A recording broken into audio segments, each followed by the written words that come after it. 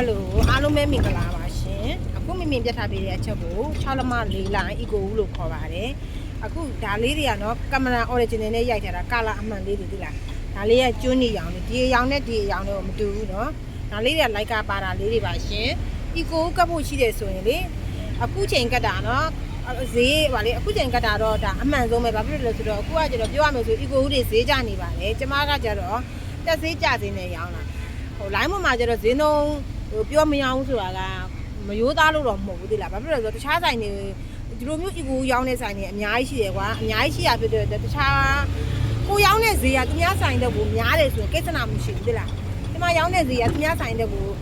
နဲတဲ့အခါကျတော့တိကျပေါက်လဲနဲမှာဘာဖြစ်လို့လဲဆိုတော့ဒီမှာကွန်ပျူတာရိုက်ဈေးနဲ့ရောင်းတာမဟုတ်ဘူးเนาะအဲ့ဒါကြောင့်မို့လဲနဲတာဖြစ်တဲ့အတွက်တခြားတချို့ကျတော့ကိုဝင်နေကြဖောက်တဲ့ဆိုင်တွေရှိတယ်လေတခြားနေသူရှိမှာတော့ဘယ်ဈေးပါညာဖြစ်ပြီးတော့အတိမလားမလိုလားအပ်တဲ့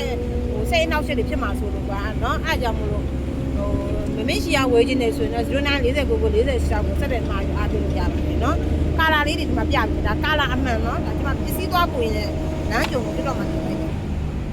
မသိရရမ်းလာဘူးလားเนาะ